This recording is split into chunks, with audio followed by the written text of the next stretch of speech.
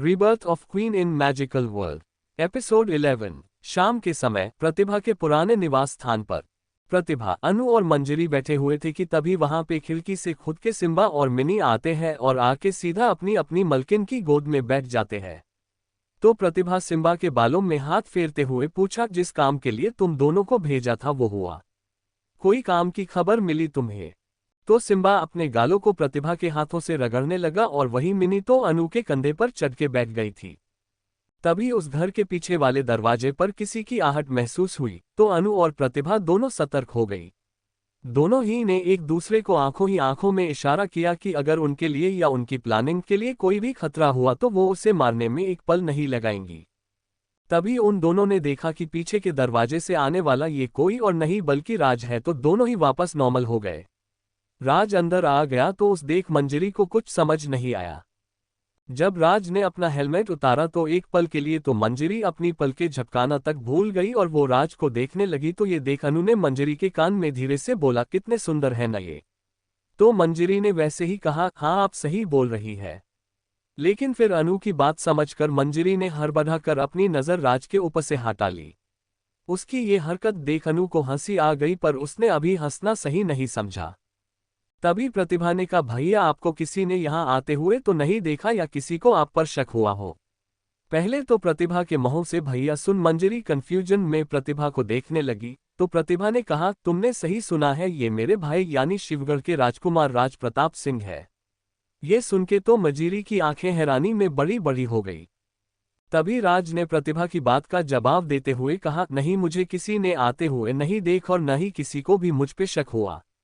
फिर सिम्बा और मिनी की तरफ देखकर तो का खबर लाए हैं ये तुम्हारे छोटे छोटे जासूस। राज को अपनी तरफ देखते देख सिम्बा और मिनी भी उसी एक टक देखने लगे जैसे बोल रहे हो, आपने हमें कम समझ रखा है क्या? अभी आप हमारे बारे में जानते ही नहीं हो, वरना ऐसे ही हमारी मालकिन हम पे इतना भरोसा नहीं करती। लेकिन प्रतिभा ने उन तीनों के बीच की आंखों ही आंखों की टकरार को रोकते हुए सिम्बा और मिनी को उन्हें जो भी पता चला है वो बताने को कहा। तो सिम्बा ने पहले कहा, हमन महल का हर कोना कोना देख लिया है, पूरे महल में ही महाराज के खास सैनिक या लोग नहीं है और जो सैनिक हमारे राज्य के ही है उन पर हुक्म चलाया जा रहा है। अनु ने पूछा, अगर इस है तो फिर हमारे शाही सैनिक और सेनापति अरविंद शाही सैनिकों के सेनापति कहाँ है? तो इसका जवाब मिनी ने देते हुए कहा, मालकिन कुछ सैनिकों की बातों और उनका पीछा करके मुझे पता चला है कि सेनापति अरविंद सहित सभी शाही सैनिकों को महल के नीचे बने गुप्त तहखाने वाले कारागार में बंदी बना के रख गया है। फिर प्रतिभा ने पूछा, और निर्मला देवी वो कहाँ है, आरका कर रही है? तो सिम्बा ने बताया, निर्मला देवी अपने ही कक्ष में है, लेकिन ये थोड़ा अजीब था कि जब हम वहां गए तो निर्मला देवी के कमरे में की भी रोशनी ज्यादा नहीं थी, सभी खिड़कियां बंद थी, पूरे कमरे में भी कुछ लैंप की ही रोशनी थी और वो शांति से बैठ के कुछ कर रही थी, पर का ये हमें नहीं पता चल सका क्योंकि हम उसके आगे नहीं जा पाए, जैसे निर्मला देवी ने अपने चारों तरफ की जादुई घेरा बनाया हो। ये सुनकर प्रतिभा, अनु, राज तीनों को ही अजीब लगा। अनु ने कहा, जादुई घेरा पर निर्मला देवी को अपने ही कमरे में जादुई घेरा बनाने की क्या जरूरत पड़ गई और अपने कमरे की सभी रोशनियों को बंद करके का वो किसी आत्मा को तो नहीं बुला रही थी? आत्मा का नाम सुन मंजरी तो डरने लगी। तभी प्रतिभा ने कुछ सोचते हुए कहा, नहीं मुझे लगत है कि निर्मला देवी कुछ तो सोच रही है, वो जरूर कुछ बड़ा करने वाली है और हमें उसके कुछ करने से पहले सब जानना होगा। प्रतिभा ने सिम्बा को आगे बताने का इशारा किया तो सिम्बा ने अपनी बात पूरी करते हुए उन्हें बताया, भानु प्रताप इस समय अपने कमरे में नहीं है और न ही महल में। और जहां तक बात रही स्नेहा की तो उस पर आपके भड़काने का असर हो गया। उसने अपने महारानी बनने की बात समर से कही तो समर ने उससे कहा कि वो कुछ नहीं कर सकता। वो ये बात अपनी माँ से बोले जाकर और उन दोनों के बीच में काफी कहा सुनी भी ही, जिससे स्नेहा गुस्सा होकर वहां से चली गई। ये सुन अनु ने बोला, उस बेवकूफ से यही उम्मीद थी। फिर प्रतिभा की तरफ देखते हुए, तो अब हम क्या करना है, तेरे दिमाग में चल क्या रहा है? अनु के इस सवाल पर राज और मंजरी भी प्रतिभा को देखने लगे। तो प्रतिभा ने कहा, हमें जो भी करना है आज ही करना है, मुझे कल तक अपना राज्य उन लोगों के चंगुल से आजाद चाहिए। फिर प्रतिभा ने अपनी योजना बताना शुरू की। प्रतिभा ने कहा, निर्मला देवी क्या कर रही है या करने वाली है इसका तो पता लगाना है, पर उससे पहले ये पता लगाना है कि पिताजी को निर्मला देवी ने कहाँ रखा है, क्योंकि मुझे इतना तो पता है कि अभी उसने पिताजी के साथ कुछ किया तो नहीं होगा। इसलिए पहले पिताजी का पता लगाना है, और भानु प्रताप अभी महल में नहीं है तो समर को भैया आप संभालेंगे, और रही बात स्नेहा की तो वो ज्यादा कुछ नहीं कर पाएगी। फिर मंजरी की तरफ देखकर, मंजरी तुम्हें हमारा एक काम करना होगा। तो मंजरी ने कहा, जी राजकुमारी आप बस कहिए मुझे क्या करना होगा, अगर मेरे किसी काम से आपकी मदद हो तो मुझे बहुत खुशी होगी। मैं कुछ भी करने के लिए तैयार हूँ।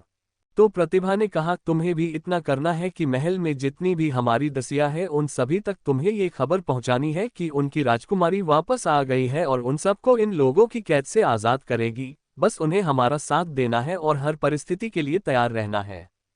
और ध्यान रहे ये खबर किसी दूसरे को न पता चले। ये सुन मंजरी ने अपना सर हिलाते हुए कहा, जी मैं सभी भरोसेमंद दसियों को बता दूंगी, और आप चिंता न करें ये खबर और किसी को भी नहीं होगी।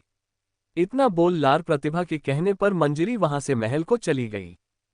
तभी अनु ने पूछा, और मुझे क्या काम करना है? तो प्रतिभा ने कहा, तेरे लिए भी मेरे पास एक बहुत जरूरी काम है। तुझे शाही सैनिकों तक पहुंच के उन्हें आजाद करना है और सेनापति अरविंद को सब समझा देना, वो लोग हमारे बहुत काम आएंगे। क्योंकि शाही सैनिकों में एक शाही सैनिक ही अकेले अन्य 4 सैनिकों पर भारी होते हैं। फिर प्रतिभा ने उन दोनों को कुछ और बात बताई। फिर पहले राज जैसे आया था वैसे ही सबकी नजरों से बचकर वापस महल में पहुंच जाता है।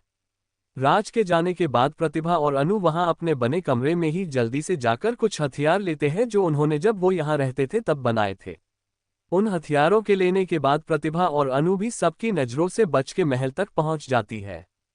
महल में प्रतिभा और अनु चुपके से रानी महल की तरफ चले गए। वो लोग जा ही रहे थे कि अचानक उन्होंने देखा कि रानी महल में जाने के रास्ते में 2 सैनिक खड़े थे। ये देख दोनों ने पहले एक दूसरे को देखा, फिर अपना अपना सर हाँ में हिला दिया। तभी अनु पूरा भोला सा चेहरे बना के आगे उन सैनिकों के पास जाने लगी। अनु को देख के वो दोनों सैनिकों ने पहले अपनी कठोर आवाज में पूछा, कौन हो तुम, और यहाँ रानी महल की तरफ क्या करने आए हो, यहाँ पर क्या कर रही हो? तो अनु ने मासूमियत को अपने चेहरे पर लाकर बोली, वो मेरी साथ काम करने वाली दासी वहां पर बेहोश हो गई, मैं तो बस मदद के लिए यहाँ तक गलती से आ गई। ये सुन दूसरे सैनिक ने पहले सैनिक से अनु की बात सच है या नहीं ये पता करने के लिए उसे अनु के साथ भेज दिया। वो पहला सैनिक जैसे ही पीछे मुड़ा कि हवा में ही एक जोरदार मुक्का उसके चेहरे पर पड़ा। वो मुक्का इतनी तेज था कि वो सैनिक अपने आप को संभाल नहीं पाया और लड़खड़ा के नीचे गिर पड़ा। उसने जब अपने आप को संभाला तो उसने अपनी नजरों को उठा के देख तो प्रतिभा उसके सामने खड़ी थी। वो शांत मगर अपनी खतरनाक, किसी को भी मार देने वाली नजरों से देख रही थी। वो सैनिक तो प्रतिभा की उन खतरनाक निगाहों को देखकर ही डरने लगा, लेकिन फिर वो हिम्मत करके खड़ा हुआ और प्रतिभा पर हमला किया। तो प्रतिभा ने उसके हाथ को पकड़ के मोड़ दिया और उसको पलट के पीछे पीठ से लगा दिया, और अलगे ही पल उसने बिना सोचे उसकी गर्दन को पकड़ के एक झटके से गर्दन को मोड़ा, जिससे उस सैनिक ने अपने हाथ पैर चलाना बंद कर दिया और उसका शरीर एकदम शांत ही गया। तो प्रतिभा के उसे छोड़ते ही उसका शरीर नीचे गिर पड़ा, जिसका मतलब था कि प्रतिभा ने उस सैनिक को मार दिया था। तभी वहां पे अनु आई तो प्रतिभा ने उसकी तरफ देखा तो अनु ने कहा, उसका काम खत्म कर दिया। यानी कि जो सैनिक अनु के साथ गया था उसका अनु ने खेल खत्म कर दिया था। फिर वो दोनों वहां से आगे रानी महल की तरफ चली गई। वहां पहुंच के उन्होंने वहां के अलग अलग कमरों को देखा पर उन्हें कुछ नहीं मिला। ऐसे ही वो लोग निर्मला देवी के कमरे तक पहुंच गए।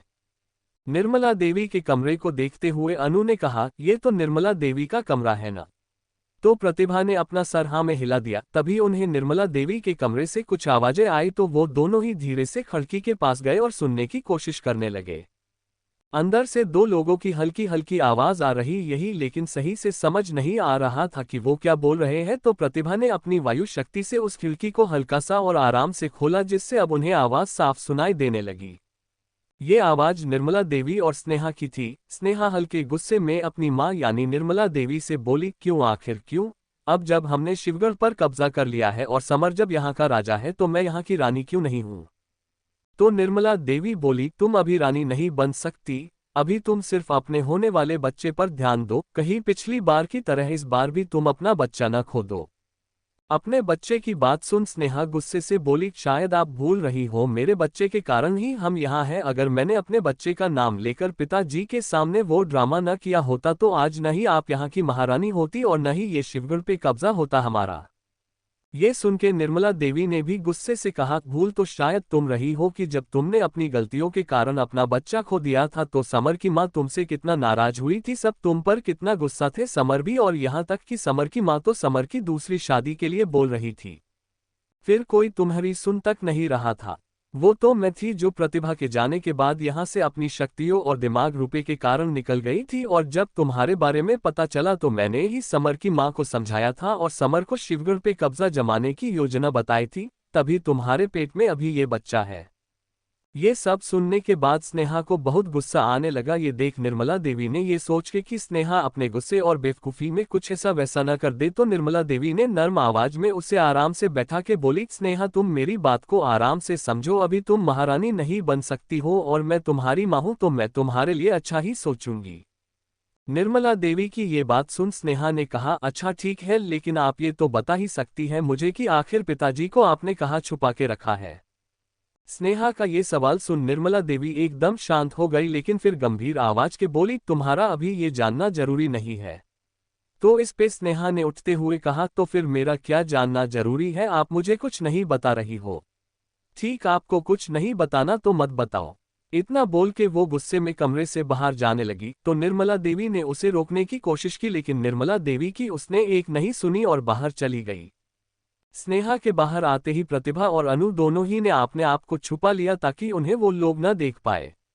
स्नेहा के इस जाने पर निर्मला देवी ने कहा, ये पागल लड़की मेरा सब करा धारा बिगाड़ देगी, कहीं ये कुछ अपने गुस्से में न कर दे, मुझे इसे रोकना होगा। ये निर्मला देवी भी बाहर स्नेहा के पीछे चली गई।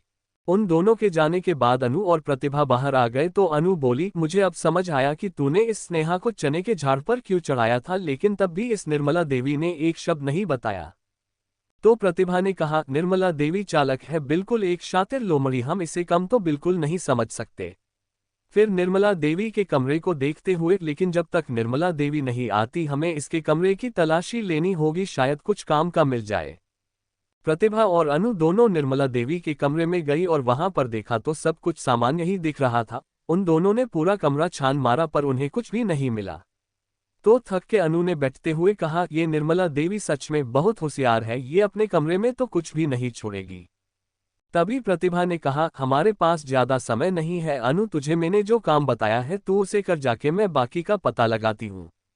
तो अनु अपना सर हाँ में हिला के वहां से निकल गई। उसके जाने के बाद प्रतिभा ने पहले वहां रखी हर एक चीज को पहले की तरह वापस रख दिया ताकि निर्मला देवी को जरा सा भी शक न हो। सब सही से अपनी जगह पर रखने के बाद प्रतिभा निर्मला देवी के कमरे से बाहर चली गई।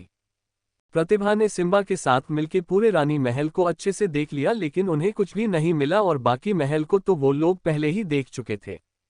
प्रतिभा ने परेशान होते हुए एक जगह रुक के कहा, पूरा महल देख लिया, आखिर निर्मला देवी ने पिताजी को रखा तो रखा कहाँ है, हे महादेव, कुछ तो मदद कर दीजिए। इतना बोलते हुए प्रतिभा ने अपने पास में रखे एक गुलदस्ते पर हाथ रखा तो वो गुलदस्ता नीचे गिर गया। ये देख प्रतिभा ने उसे उठाने को नीचे झुकी कि उसकी नजर सामने एक जगह पे गई तो उसने कहा, हमने यहाँ तो देखा ही नहीं। वहीं दूसरी तरफ अनु मिनी के साथ महल में सभी की नजरों से बच के महल के उस हिस्से में पहुंच गई जहां से महल के नीचे बने कारागार तक का रास्ता था। अनु को रास्ता नहीं पता था क्योंकि वो कभी कारागार में गई ही नहीं थी, इसलिए उस रास्ता मिनी बता रही थी। अनु ने देखा कि जहां से कारागार में जाने का रास्ता था वहां पर दो सैनिक खड़े थे। ये देख अनु ने कुछ सोचा, फिर उसने मिनी को इशारा किया तो मिनी अपनी मालकिन की बात समझ गई। वो वहां से उन सैनिकों के पास गई और उनमें से एक के पैर पर चढ़ गई। ये देख उस सैनिक ने उस हटाने की कोशिश की, लेकिन मिनी नहीं हटी तो दूसरा सैनिक भी उसकी मदद करने लगा। इसी का फायदा उठा के अनु जल्दी से उन दोनों के पीछे से छुपकर कारागार जाने वाले रास्ते से नीचे चली गई।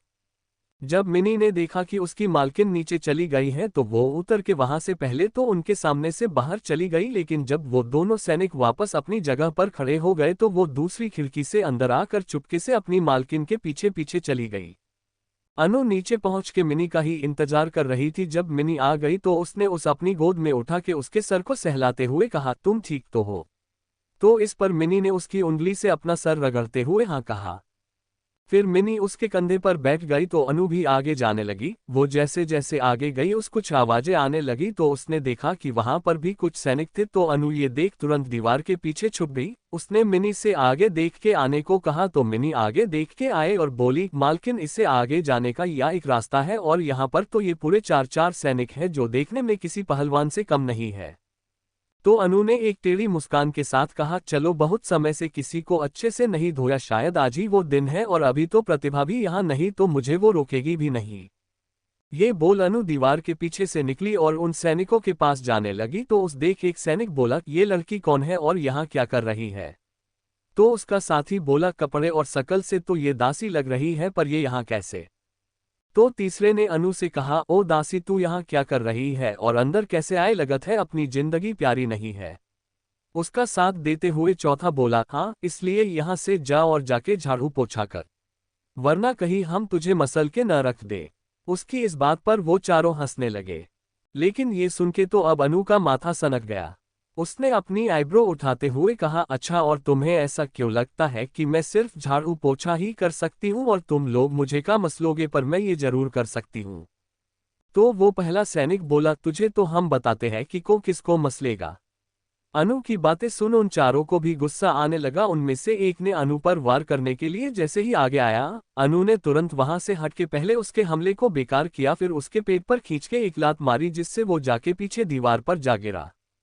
अपने साथी को मार खाता देख दूसरा सैनिक अपनी तलवार के साथ आगे आया और अनु पे हमले करने लगा। तो अनु ने झुक के अपने आप को उसके हमलों से बचाया। फिर अचानक से खड़े होकर जिस हाथ में उसने तलवार पकड़ी थी उसी हाथ की अनु ने उसकी कलाई पकड़ ली और एक झटके से मोड़ दी जिससे उस सैनिक की तलवार छुट के नीचे गिर गई। तो अनु ने उसके हाथ को बिना छोड़े ही अपने घुटने से उसके पेट पर मरा और फिर दूसरे हाथ से उसकी गर्दन के पीछे, जिसके कारण वो जमीन पर गिर गया। अनु को इस तरह लड़ता देख बाकी दोनों सैनिकों को इतना समझ आ गया था कि इस लड़की को हल्के में लेना उन्हें भारी पड़ सकता है। इसलिए उन दोनों ने अपनी अपनी शक्तियों का प्रयोग करना शुरू कर दिया और अनु पर हमला किया। तो अनु ने भी अपनी पृथ्वी तत्व की शक्तियों का प्रयोग करना शुरू किया जिससे उसकी आंखें हरी चमकने लगी। जहां अनु की शक्तियां पंच तत्व में से एक तत्व पृथ्वी तत्व की थी, वहीं उन दोनों की केवल तीसरे स्तर की शक्तियां थी। उनके हमला करने पर अनु ने पहले तो अपने आप को बचाने के लिए अपने सामने एक पत्थरों की दीवार बना दी, फिर उन्हें बिना मौका दिए उन दोनों पर एक साथ पत्थरों की बारिश कर दी जिससे वो दोनों बच नहीं सके और वही बेहोश होकर गिर गए क्योंकि उनको बहुत चोट लगी और खून भी निकल रहा था। तभी जिस सैनिक को अनु ने पहले मरा था वो उठकर बाहर की ओर भागने लगा। तो ये देख अनु ने चिल्लाकर बोला, मिनी वो भागना नहीं चाहिए। अपनी मालकिन की बात सुन मिनी तुरंत उस सैनिक के पीछे गई और भागते हुए ही अपने छोटी गिलहरी के रूप से अपने बड़े रूप में आ गई। फिर एक लंबी छलांग लगा के उस सैनिक के सामने आ गई और उस घूरा कर देखने लगी। उसे अपने सामने ऐसे देख वो सैनिक डर गया और नीचे जमीन पर गिर गया। उसने डरते हुए कहा, नहीं मुझे मत मरो, मुझे मत खाना, मुझे जाने दो। तभी अनु आराम से चल के मिनी के पास आकर खड़ी हो गई और बोली, तो अब बताओ क्या मैं सिर्फ झाड़ू पोछा ही कर सकती हूँ? तो वो डरते हुए बोला, नहीं नहीं आप बहुत ताकतवर हैं, मुझे माफ कर दो, मैं दोबारा कभी इस नहीं करूंगा। तो अनु ने कहा, हाँ तुम दोबारा इस नहीं करोगे क्योंकि करने के लिए तुम जिंदा ही नहीं रहोगे। इतना बोलते हुए अनु ने उस सैनिक को वहीं मार दिया। फिर वो वहां से मिनी के साथ आगे चली गई। आगे पहुंचकर उसने देखा कि वहां पर कई जेल बनी हुई थी। तभी उसकी नजर जेल के अंदर एक जाने पहचाने चेहरे पर। तो उसने उस जेल के पास जाकर कहा, सेनापति अरविंद। अपना नाम सुनकर अरविंद जो जेल के अंदर दीवार से सर टिकाए बैठा था, उसने अपनी आंखें खोल के जेल के बाहर देखा तो उस वहां अनु दिखी, पर वो उस पहचान नहीं सका क्योंकि अभी भी वो अपने दासी वाले रूप में थी। तो उसने अनु को देखते हुए कहा, कौन है आप और यहाँ इस कारागार में कैसे और मुझे क्यों बुलाया आपने? तो अनु ने कहा, आपके सवालों के जवाब मैं बाद में दूंगी क्योंकि अभी ये जानने से ज्यादा मैं यहाँ कैसे आई से ये जानना ज्यादा जरूरी है कि क्यों आए हूँ। तो अरविंद ने कहा, हाँ तो यही बता दीजिए कि क्यों आए हैं आप यहाँ और कौन है आप? इस पर अनु समझ गई कि अरविंद उसे उसके रूप बदलने के कारण पहचान नहीं पाया है। तो उसने कहा, मुझे राजकुमारी प्रतिभा ने भेजा है, राजकुमारी ने आप सभी को याद किया है। अपनी राजकुमारी प्रतिभा का नाम सुनकर अरविंद तुरंत खड़ा होकर जेल की सलाखों के पास आ गया और उसके साथ साथ वहां के बाकी के शाही सैनिक भी खड़े हो गए और अनु की तरफ देखने लगे। अरविंद ने अनु से तुरंत पूछा, क्या कहा आपने? राजकुमारी प्रतिभा यानी हमारी राजकुमारी वापस आ गई, वो ठीक तो है न? ये सुन ने मुस्करा कर कहा, हाँ, आपकी राजकुमारी वापस आ गई है और वो ठीक है, पर अभी उन्हें आप सभी की मदद चाहिए है, उन्हें अपने राज्य को बचाने के लिए आप सभी की जरूरत है। ये सुन के अरविंद के साथ साथ वहां के सभी शाही सैनिकों की आंखों में चमक आ गई, सभी को एक आशा की किरण दिखने लगी। अरविंद ने पूरे जोश से कहा, हाँ, हम तैयार हैं, हम अपनी राजकुमारी का साथ देंगे, हम अपने राज्य के लिए कुछ भी कर सकते हैं। उसके ये कहने के बाद बाकी सभी ने एक साथ कहा, हाँ, हम तैयार हैं। हाँ, हम तैयार हैं। ये देख अनु के चेहरे पर एक बड़ी सी मुस्कान आ गई। तभी एक शाही सैनिक ने कहा, लेकिन हम इन जेलों से बाहर निकले कैसे? तो अनु ने इस पर एक टेढ़ी मुस्कान के साथ कहा, इसमें कौन सी बड़ी बात? अनु की ये बात सुनकर वो सब कंफ्यूज हो गए कि आखिर अनु करना क्या चाहती है। तभी अनु ने कहा, पीछे हट जाओ आप सब। लेकिन उन लोगों को समझ ही नहीं आया, तो अनु ने फिर से हल्का झल्लाते हुए कहा, अरे, आप सब पीछे हटिए वरना आपको चोट लग सकती है। तो उसकी बात को समझकर वो लोग पीछे हो गए। उनके पीछे होने के बाद अनु ने अपनी आंखें बंद की और अपने दोनों हाथ आगे किए। उसे ऐसा करता देख सभी को अब ये जानने की उत्सुकता होने लगी कि ये लड़की जिसे उनकी राजकुमारी ने यहाँ अकेले भेजा है, आखिर उसमें ऐसा है क्या? तभी अनु ने अपनी आंखें खोली तो वो बहुत तेज रोशनी के साथ हरे रंग की चमकने लगी। ये देख वो सभी शाही सैनिक समझ गए कि इस लड़की के पास पृथ्वी तत्व की शक्तियां हैं। अनु ने अपने हाथ आगे किए और उसके हाथों में से हरे रंग की ऊर्जा निकलने लगी। फिर अचानक एक झटके के साथ अनु ने वो सभी जेल की सराखें तोड़ दी। ये देख वो सब एक पल को हैरान हो गए। फिर अनु ने सबको बाहर आने को कहा तो वो सब बाहर आ गए। अरविंद ने आगे आकर कहा, आपकी शक्तियों को देख के लगता है कि आप कोई बहुत अच्छी योद्धा है। इस पर अनु ने अपना सर हाँ में हिलाते हुए कहा, हाँ, अब पंचतत्व गुरुकुल में शिक्षा लेने का फायदा तो होगा ही। ये सुनकर अरविंद को अचानक से ख्याल आया कि राजकुमारी की दोस्त अनुष्का जी भी तो उनके साथ पंचतत्व गुरुकुल में गई थी और उनके पास भी पृथ्वी तत्व की ही शक्तियां हैं। ये याद आते ही उसने अनु को ध्यान से देखा तो उसकी आंखें हैरानी में बड़ी हो गई और तभी उसने जब मिनी को उसके कंधे पर देखा तो उसे यकीन हो गया कि ये अनुष्का जी ही है। ये जानकर कि ये अनुष्का है, अरविंद के चेहरे पर एक अलग ही चमक आ गई और एक अलग ही जोश आ गया। इसी ने उसके मुंह से निकला, अनुष्का जी। अपना नाम सुनकर अनु ने अरविंद को दिखा तो अरविंद ने मुस्कराते हुए कहा, क्या रूप बदला है आपने अनुष्का जी, हम तो आपको पहचान ही न सके। ये सुनकर अनु ने कहा, हाँ, तो अगर कोई पहचान जाएगा तो रूप बदलने का क्या फायदा? उसकी इस बात पे वो दोनों हंसने लगे। कुछ देर रुककर अनु ने कहा, लेकिन अभी बातों का नहीं, कुछ करने का समय है, तो सबसे पहले हमें यहाँ से बाहर निकलना होगा। तभी एक शाही सैनिक ने कहा, लेकिन हमारे पास अभी कोई भी हमारे हथियार नहीं है और न ही हमारे कवच, तो हम कैसे उन लोगों का मुकाबला करेंगे? तो इस पर अनु ने सोचते हुए कहा, तो ठीक है, पहले हम यहाँ से निकलकर हथियार कक्ष में जाएंगे और आप सभी अपने हथियार लेंगे, फिर हम प्रतिभा के पास जाएंगे। अनु की ये बात सभी को सही लगी तो सभी तैयार हो गए। फिर वो लोग वहां से आगे की ओर बढ़ने लगे। जब वो लोग कारागार से निकलने रहे थे तो उन्हें रास्ते में अनु ने जिन 4 सैनिकों की धुलाई की उनको देखा, जो तो वो समझ गए कि अनु ने ही उनको मारा होगा। वो लोग द्वार तक पहुंच गए थे, लेकिन तभी उन्हें कुछ आवाजें सुनाई दी, जिसे सुनकर साफ समझ आ रहा था कि निकलने के रास्ते पर 4-5 सैनिक खड़े हैं।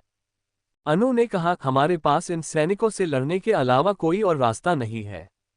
तो अरविंद ने कहा, कोई बात नहीं अनुष्का जी, आपने अभी बहुत कुछ किया है, अब इन लोगों से निपटना हमारा काम, और इन कुछ सैनिकों से लड़ने के लिए हमें हथियारों की जरूरत नहीं। अनु भी शाही सैनिकों का कौशल अच्छे से जानती थी, इसलिए उसे कोई दिक्कत नहीं थी, लेकिन उसने कहा, हाँ ठीक है, लेकिन ध्यान रहे अभी ये बात फैलनी नहीं चाहिए, क्योंकि जब तक प्रतिभा अपना काम न कर ले ये बात निर्मला देवी को किसी भी हाल में नहीं पता चलनी चाहिए। अनु की बात सुन अरविंद ने अपना सर हाँ में हिलाया और कहा, जी आप चिंता मत करिए, हम किसी को भी ये नहीं पता चलने देंगे। फिर अरविंद ने कुछ सैनिकों को इशारा किया तो वो अपने सेनापति का आदेश समझ गए और आगे बढ़े। लगभग 2 मिनट बाद वो वापस आए और बोले, अब आगे रास्ता खाली है, हम अब आगे जा सकते हैं। तो सभी आगे बढ़ जब वो वहां से आगे आए तो उन्होंने देख कि वो जो सैनिक पहले यहाँ खड़े थे वो अब मर चुके थे और सभी को एक चोट का निशान तक न था। जिन शाही सैनिकों को अरविंद ने भेजा था उन्होंने उन्हें पलक झपकते ही बिना मौका दिया उनकी गर्दानों को मोड़ के मार दिया था। ये देख के अनु के मन में शाही सैनिकों की युद्ध कला के लिए सम्मान और बढ़ गया। और हो भी क्यों न, अब वो शाही सैनिक है जिन्हें महाराज ने खुद चुना था और इन सभी शाही सैनिकों को खास युद्ध विद्या दी गई थी। फिर वो लोग वहां से आगे चले गए। रानी महल में प्रतिभा सामने उस जगह पर गई और वहां उस कमरे के पर्दों को हटाया। ये कमरा रानी महल के अंत में था और से पर्दों से ढक रखा था। प्रतिभा ने उस कमरे के दरवाजे को ध्यान से देखा तो इस पे एक अलग तरह का ताला लगा हुआ था। ये देख के तो प्रतिभा को अब और ज्यादा उस कमरे में पिताजी के होने की संभावना होने लगी। प्रतिभा ने उस ताले को अपनी जादुई शक्तियों के प्रयोग से खोलने की कोशिश की, लेकिन वो नहीं खुला। तो सिम्बा ने कहा, मालकिन इस पर तो शक्तियां काम ही नहीं कर रही, अब हम इसे कैसे खोलें? तो प्रतिभा ने सोचने के बाद कहा, अगर ये ताला जादुई शक्तियों से नहीं खुलेगा तो साधारण तरीकों से तो खुलेगा। ये सुन सिम्बा कंफ्यूज हो गया। तभी प्रतिभा ने अपनी जादुई अंगूठी से एक नुकीली और पतली सी सुई निकाली और उस ताले को खोलने लगी। कुछ देर की कोशिश के बाद आखिर वो ताला खुल ही गया। तो ये देख सिम्बा बोला, वहां मालकिन आप तो सच में बहुत कमाल है, आपको ताले खिलने भी आते हैं। तो प्रतिभा ने कुछ नहीं कहा, अभी पहले उस ताले को हटाकर उस गेट को खोला और अंदर आकर उसने देखा कि वहां पर उस कमरे के बेड पर उसके पिताजी लेटे हुए थे और उनके चारों तरफ एक विचित्र जादुई घेरा बना हुआ था और वो घेरा महाराज के चारों तरफ हल्की काली काली रोशनी थी। प्रतिभा धीरे धीरे आगे बढ़ी, उस जादुई काले घेरे के पास पहुंचकर अपना हाथ से छूने के लिए बढ़ाया, लेकिन जैसे ही प्रतिभा ने उस छुआ वैसे ही प्रतिभा को एक झटका लगा और उस जाति के कारण वो पीछे दीवार से जा टकराए। प्रतिभा सच में बहुत तेज दीवार से टकराई थी। ये देख के तो सिम्बा परेशान हो गया। वो तुरंत भाग के प्रतिभा के पास जाकर बोला, मालकिन मालकिन आप ठीक तो है ना? तो प्रतिभा ने अपना सर पकड़ के उठते हुए कहा, हाँ मैं ठीक हूं, तुम परेशान मत हो। सही से खड़े होकर उसने अपने सर को झटका, फिर उस जादुई घेरे के फिर से पास गई, लेकिन इस बार उसने इसे छुआ नहीं। प्रतिभा ने उस घेरे को बहुत ही ध्यान से देखा। कुछ देर उसको अच्छे से ध्यान से चारों तरफ देखकर प्रतिभा ने कहा, ये घेरा साधारण तो बिल्कुल नहीं बे, और न ही ये की तत्व की शक्तियों से बना है, और निर्मला देवी की शक्तियां तो सिर्फ दूसरे स्तर की है, तो उसने इतने शक्तिशाली घेरे को बनाया कैसे? तभी सिम्बा ने कहा, मालकिन इस घेरे को देखकर लग रहा है कि ये घेरा मायावी यानी काली शक्तियों से बनाया गया है। ये सुनकर प्रतिभा का माथा थनका। उसने सोचते हुए कहा, तुमने बताया था ना कि निर्मला देवी अपने कमरे में अंधेरा कर खिड़की दरवाजे बंद करके जमीन पर बैठी थी, और अभी ये काली शक्तियों का घेरा, इसका अर्थ ये है कि निर्मला देवी ने काली शक्तियों का इस्तेमाल करना सीख गई है। तभी निर्मला देवी वापस आए और ये सब किया है। फिर कुछ देर रुककर एक डेविल स्माइल दी और कहा, अब आएगा मजा, अब तुम भी जानोगी कि आखिर प्रतिभा चीज क्या है। ये बोलने के बाद प्रतिभा ने अपनी आंख बंद की, फिर आंखें खोल के अपने हाथ की मुट्ठी बनाई और अपनी अरी ऊर्जा को अपनी मुट्ठी में केंद्रित की, तो उसकी मुट्ठी तेज हरे रंग की रोशनी के साथ चमकने लगी। प्रतिभा इस समय अपनी वायु शक्ति की जगह अपनी दूसरी शक्ति यानी प्रकृति की शक्ति का प्रयोग कर रही थी, क्योंकि इस जादुई काले घेरे पर वायु शक्ति का कोई असर नहीं होगा। कोष्टक। फिर प्रतिभा ने एक जोरदार मुक्का उस घेरे पर मारा। उसका मुक्का पड़ते ही वो घेरा चटकने लगा। फिर कुछ ही देर में वो एक तेज आवाज के साथ टूट गया। लेकिन वो आवाज उस कमरे से बाहर नहीं गई, क्योंकि उसने सिम्बा से पहले ही कहा था कि वो इस कमरे से किसी भी आवाज को बाहर न जाने दे, और उसने अपनी शक्तियों से यही किया। जब वो काली शक्तियों का घेरा टूट गया तब उस कमरे में प्रतिभा ने जो अपनी प्रकृति की शक्ति का प्रयोग किया था उससे उजाला होने लगा। जब कमरे में उजाला हुआ तब जाके प्रतिभा की नजर सामने दीवार पर गई, तो उसके मुंह से निकला, माँ। असल में दीवार पर प्रतिभा की माँ यानी कल्याणी जी की तस्वीर लगी थी। ये देखकर प्रतिभा ने ध्यान से पूरे कमरे में चारों ओर देखा, तो वहां पर सिर्फ और सिर्फ कल्याणी जी की तस्वीरें या उनकी कोई याद या उनसे जुड़ी चीजें थी। ये देखकर प्रतिभा की आंखों में हल्की सी नमी आ गई। इन सब का मतलब ये था कि ये कमरा किसी और का नहीं बल्कि उसकी माँ यानी कल्याणी जी का है। अब जाके प्रतिभा को समझ आया कि निर्मला देवी ने महाराज वीर प्रताप को कल्याणी जी के कमरे में ही क्यों रखा, क्योंकि उसे पता था कि हर कोई जो महाराज वीर प्रताप को ढूंढेगा वो कल्याणी जी के कमरे के बारे में उनके होने का नहीं सोचेगा। ये समझकर प्रतिभा ने हल्के से हंसते हुए कहा, मानना पड़ेगा निर्मला देवी, तुम्हारे दिमाग को मतलब क्या सोचा है तुमने, अब तो और भी मजा आएगा। तभी सिम्बा ने कहा, मालकिन हमें पहले महाराज को देखना चाहिए कि वो ठीक तो है। तो उसकी इस बात पर प्रतिभा ने सहमति में सर हिलाया और फिर महाराज के पास जाकर पहले उनके हाथ को पकड़कर देखा, फिर वो उनके सर के पास ही बैठ गई और उन्हें सही से देखने लगी। कुछ देर बाद प्रतिभा ने कहा, पिताजी को कोई भी शारीरिक चोट तो नहीं है, पर तब भी ये इतने कमजोर कैसे है और इनकी तो सांसें भी धीरे चल रही है। प्रतिभा की बातें सुन सिम्बा खुद के महाराज के पास गया। फिर उनके पास बैठकर प्रतिभा के दूसरी तरफ सिम्बा ने अपनी आंखें बंद करी और अपनी शक्तियों से महाराज की जांच करने लगा। कुछ देर बाद अपनी आंखें खोलकर उसने कहा, मालकिन, महाराज की कमजोरी का कारण यह है कि इनकी शक्तियां काम हो गई है और इनकी सांसों की गति धीमी होने का कारण भी यह है कि अब इनकी वायु तत्व की शक्ति इनके शरीर में जैसे बची ही न हो। ये सुनकर प्रतिभा ने कहा, लेकिन ये कैसे हो सकता है, और पिताजी के पास तो सबसे अधिक और शक्तिशाली वायु तत्व की शक्तियां हैं, तो ये कैसे हो सकता है। तो कुछ देर सोने कर बाद सिम्बा ने कहा, मालकिन, मुझे लगत है कि वो जो काला जादुई घेरा था वो इसीलिए था, वो ही घेरा महाराज की शक्तियों को ले रहा था। ये सुन के हल्का परेशान होते हुए प्रतिभा ने पूछा, तो फिर पिताजी को ठीक कैसे किया जा सकता है, और पिताजी होश में तो आ जाएंगे न। प्रतिभा को यूं परेशान होता देख सिम्बा ने उस समझाते हुए कहा, मालकिन, महाराज ठीक हो जाएंगे, भी समय लगेगा पर वो ठीक हो जाएंगे और सही दवाइयों व अभ्यास से महाराज की शक्तियां भी पहले की तरह हो जाएंगे। ये सुनने के बाद जाके प्रतिभा को चैन मिल। प्रतिभा सच में बहुत तेज दीवार से टकराई थी। ये देख के तो सिम्बा परेशान हो गया। वो तुरंत भाग के प्रतिभा के पास जाकर बोला, मालकिन, मालकिन, आप ठीक तो है ना।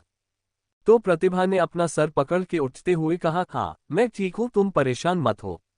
सही से खड़े होकर उसने अपने सर को झटका। फिर उस जादुई घेरे के फिर से पास गई, लेकिन इस बार उसने इसे छुआ नहीं। प्रतिभा ने उस घेरे को बहुत ही ध्यान से देखा। कुछ देर उसको अच्छे से ध्यान से चारों तरफ देखकर प्रतिभा ने कहा, ये घेरा साधारण तो बिल्कुल नहीं बे, और न ही ये की तत्व की शक्तियों से बना है, और निर्मला देवी की शक्तियां तो सिर्फ दूसरे स्तर की है, तो उसने इतने शक्तिशाली घेरे को बनाया कैसे। तभी सिम्बा ने कहा, मालकिन, इस घेरे को देखकर लग रहा है कि ये घेरा मायावी यानी काली शक्तियों से बनाया गया है। ये सुनकर प्रतिभा का माथा थनका। उसन सोचते हुए कहा, तुमने बताया था न कि निर्मला देवी अपने कमरे में अंधेरा कर खिड़की दरवाजे बंद करके जमीन पर बैठी थी, और अभी ये काली शक्तियों का घेरा। इसका अर्थ ये है कि निर्मला देवी ने काली शक्तियों का इस्तेमाल करना सीख गई है। तभी निर्मला देवी वापस आए और ये सब किया है। फिर कुछ देर रुककर एक डेविल स्माइल दी और कहा, अब आएगा मजा, अब तुम भी जानोगी कि आखिर प्रतिभा चीज क्या है। ये बोलने के बाद प्रतिभा ने अपनी आंख बंद की। फिर आंखें खोल के अपने हाथ की मुट्ठी बनाई और अपनी अरी ऊर्जा को अपनी मुट्ठी में केंद्रित की, तो उसकी मुट्ठी तेज हरे रंग की रोशनी के साथ चमकने लगी। प्रतिभा इस समय अपनी वायु शक्ति की जगह अपनी दूसरी शक्ति यानी प्रकृति की शक्ति का प्रयोग कर रही थी, क्योंकि इस जादुई काले घेरे पर वायु शक्ति का कोई असर नहीं होगा। कोष्टक। फिर प्रतिभा ने एक जोरदार मुक्का उस घेरे पर मारा। उसका मुक्का पड़ते ही वो घेरा चटकने लगा। फिर कुछ ही देर में वो एक तेज आवाज के साथ टूट गया। लेकिन वो आवाज उस कमरे से बाहर नहीं गई, क्योंकि उसने सिम्बा से पहले ही कहा था कि वो इस कमरे से किसी भी आवाज को बाहर न जाने दे, और उसने अपनी शक्तियों से यही किया। जब वो काली शक्तियों का घेरा टूट गया, तब उस कमरे में प्रतिभा ने जो अपनी प्रकृति की शक्ति का प्रयोग किया था उससे उजाला होने लगा।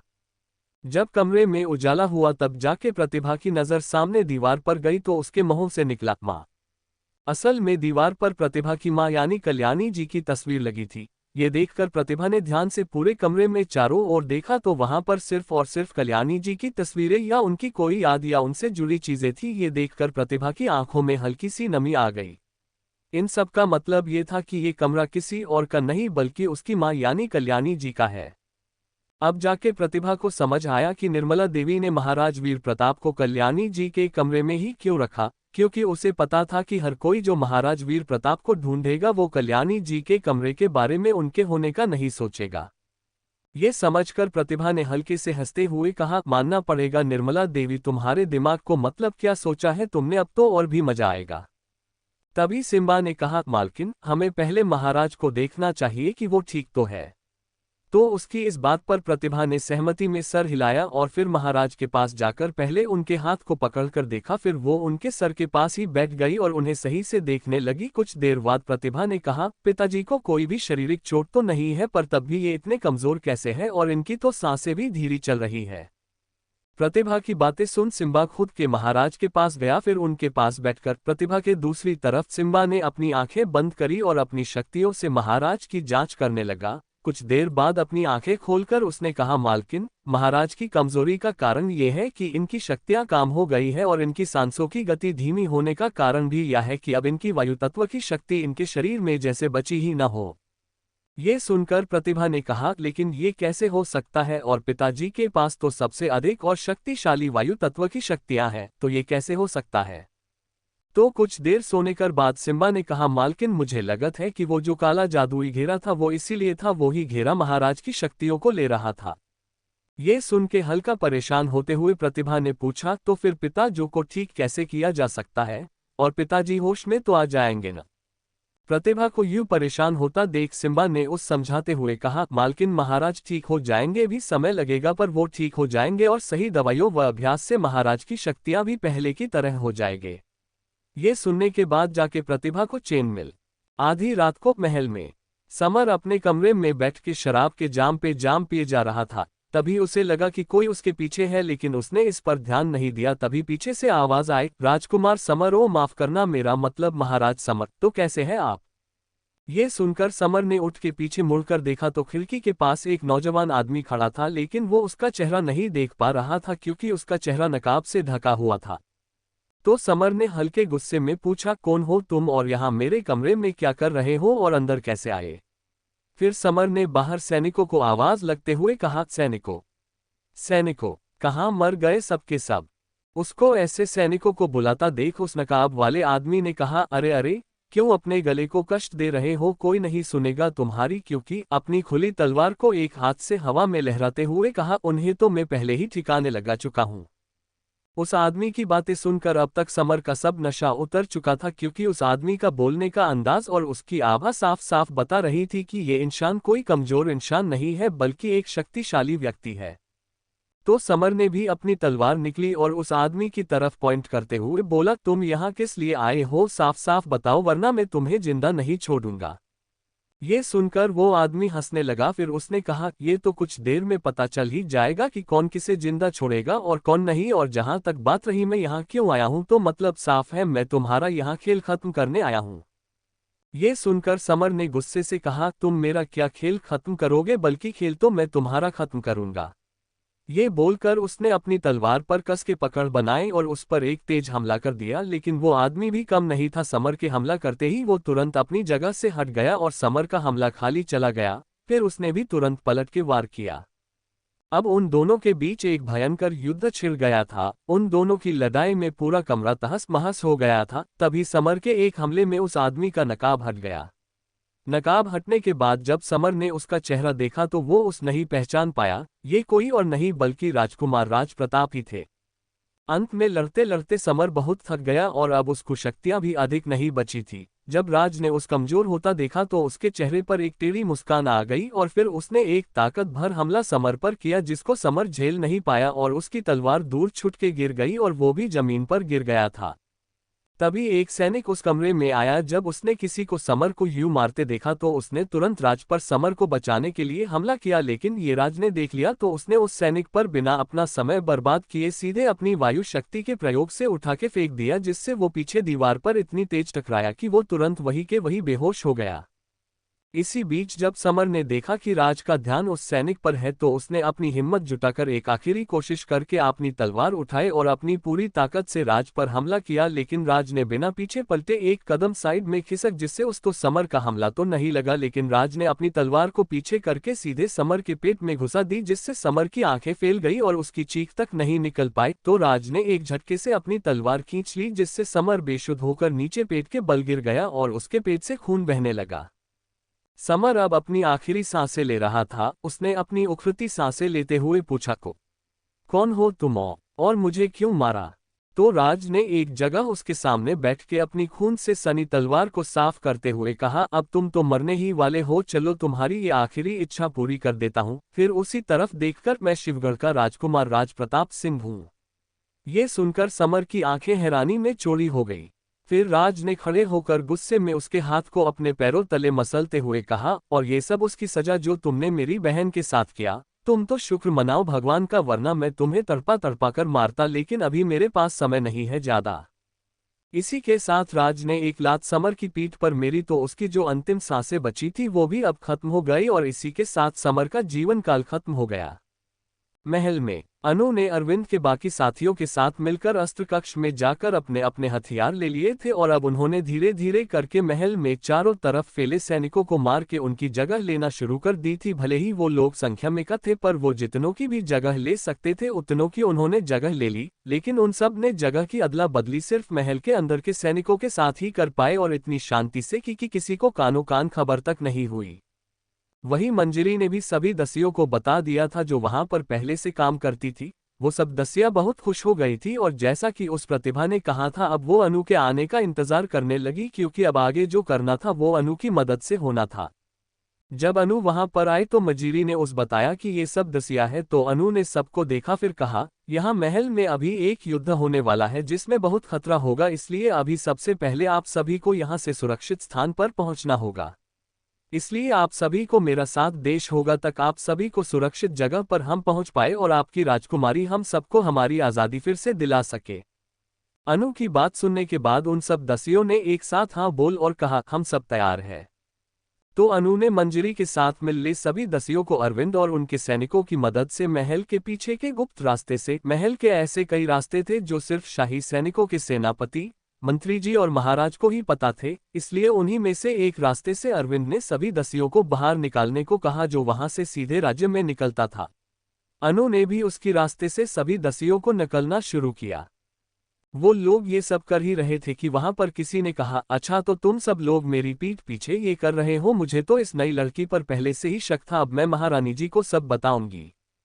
ये सुनकर सबने उस पर ध्यान दिया तो ये और कोई नहीं रेवती थी। उस देखकर तो लगभग सभी दसियां डरने लगी। तो ये देख अनु ने कहा, आप में से किसी को भी डरने की कोई जरूरत नहीं है, ये हमारा कुछ नहीं बिगाड़ सकती। ये सुनकर रेवती ने गुस्से से बोला, अगर तुम सब इसके साथ जाएगी तो सोच लेना फिर तुम सबको सजा मिलेगी, लेकिन अगर तुम सब मेरी बात मान जाती हो तो शायद तुम्हारी सजा कम करा दूं मैं। अनु कुछ बोलने ही वाली थी कि तभी मंजरी ने आगे आकर कहा, ए चुप कर, तुम हम सबको क्या सजा दोगी, अब सजा तो तुम्हें मिलेगी। फिर पीछे मुड़कर अनु से बोली, अगर आप मुझे इजाजत दे तो क्या मैं इसकी अकल ठिकाने लगा सकती हूँ। तो अनु ने मुस्कुरा के बोला, इसमें पूछना क्या है, जो चाहे वो करो, इसके साथ तुम्हें पूरी आजादी है। ये सुनकर मंजरी ने आगे रेवती के सामने जाकर खड़ी हो गई तो रेवती ने कहा, ए लड़की कुछ ज्यादा ही जवान नहीं चल रही है तेरी, लगता है पिछली बार की मार भूल गई है। ये सुनकर मंजरी को वो पल याद आ गया जब मंजरी की तबीयत बहुत खराब थी, लेकिन तब भी उसे काम करना पड़ा था जिसके कारण उसे चक्कर आ गए थे और वो रेवती से टकरा गई थी, जिससे गुस्सा होकर रेवती ने मंजरी को उसी बीमार हालत में बहुत मारा था। ये सब याद आते ही मंजरी ने अपनी आंखें कस के बंद कर ली, लेकिन फिर अपनी आंखें खोली जो हल्की अंशुओं से भरी थी, लेकिन इस समय उसकी आंखों में आंसुओं से ज्यादा था तो सिर्फ और सिर्फ गुस्सा। अभी उसकी आंखें पूरी लाल थी। अब रेवती इसके आगे कुछ बोलती उससे पहले ही मंजरी ने गुस्से से अपनी भड़ास निकालते हुए कहा, चुप, एकदम चुप, तू मोटी भैंस कहीं की खुद तो पड़ी पड़ी खाती रहती है और हम सब पर अपना हुक्म चलाती रहती है, और क्यों माने हम तेरी बात, कौन है तू और क्या कहा तूने, तू महारानी यानी निर्मला देवी से हमारी शिकायत करेगी। उसको उंगली दिखाते हुए, तो कान खोल के सुन, तू और तेरी वो महारानी हमारा कुछ नहीं कर सकती, क्योंकि हमारी राजकुमारी कभी भी हम लोगों को कुछ नहीं होने देगी और न ही वो कभी भी किसी गलत का साथ देंगी।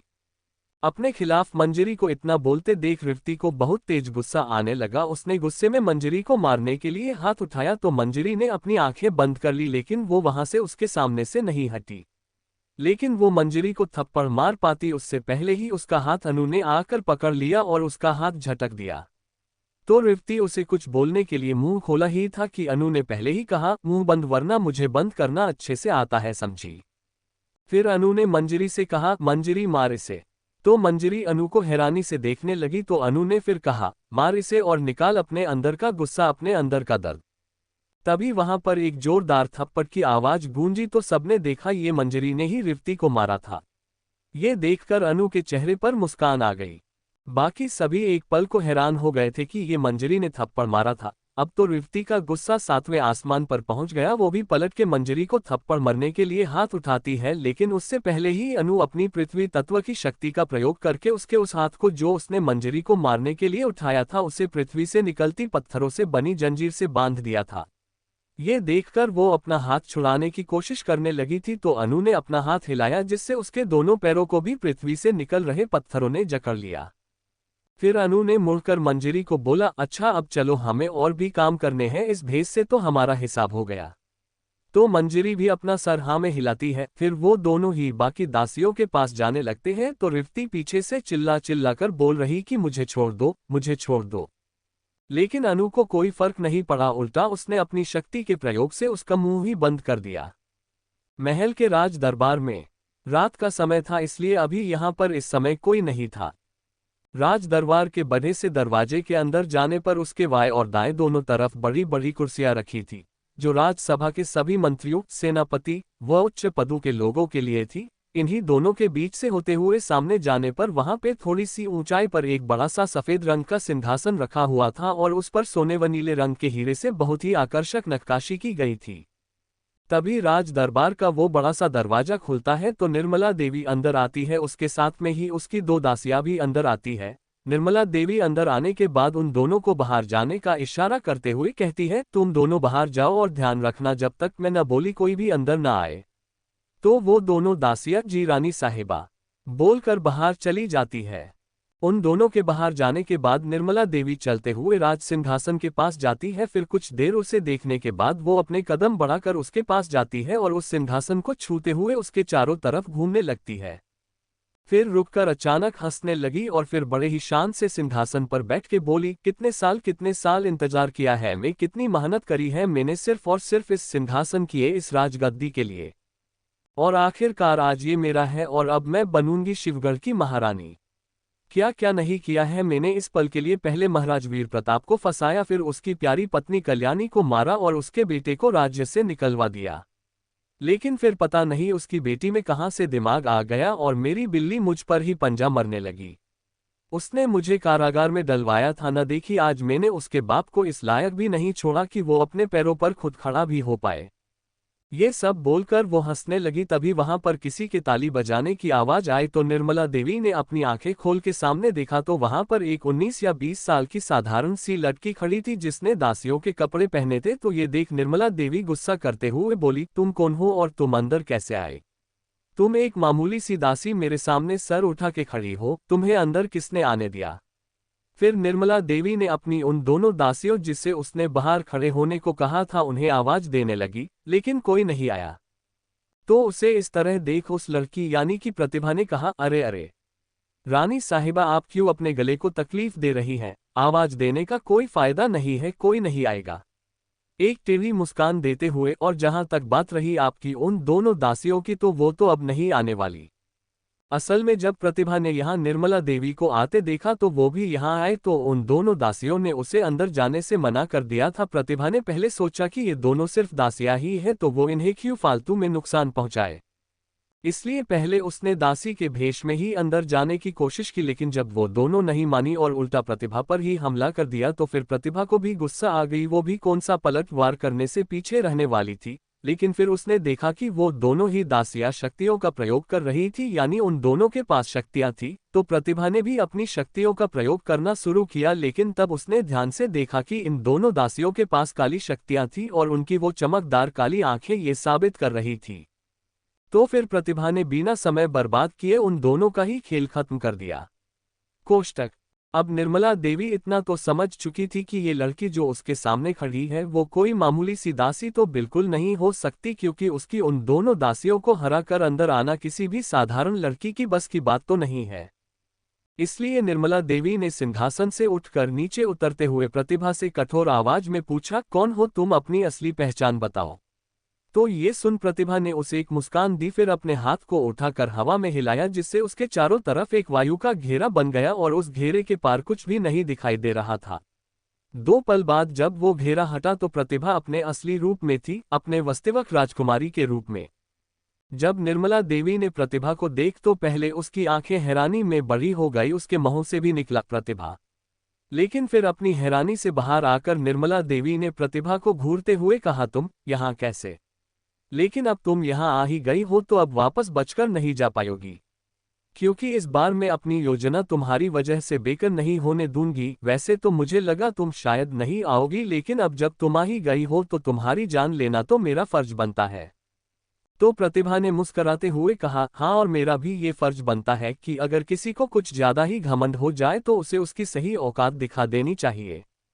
ये सुन के निर्मला देवी ने अचानक से प्रतिभा के ऊपर एक हमला किया, लेकिन प्रतिभा ने उस हमले को देख लिया और तुरंत उस हमले से बचने के लिए प्रतिभा नीचे झुक गई और निर्मला देवी के उस अचानक हमले से बच गई। प्रतिभा को बचता देख अब निर्मला देवी का गुस्सा आसमान पर था। उसने गुस्से में चीखते हुए कहा, नहीं, इस बार मैं तुम्हें अपने सब किए किराए पर पानी नहीं फेरने दूंगी। मैंने इस मौके के लिए बहुत कुछ किया है। पहले तेरे बाप को फंसाया था, फिर तेरी माँ को भी मैं अपने रास्ते से हटा दिया और यहाँ तक तेरे भाई को भी मैंने ही महल से बाहर निकलवा दिया था। लेकिन अब तेरी बारी है। अब मैं तन्ही भी तुम्हारी माँ के पास भेज दूंगी। इतना सब बोलने के बाद निर्मला देवी ने अपने दोनों हाथों को उठाया तो उसमें से काली रोशनी निकालने लगी और उसकी आंखें बहुत तेज काले रंग की चमकने लगी।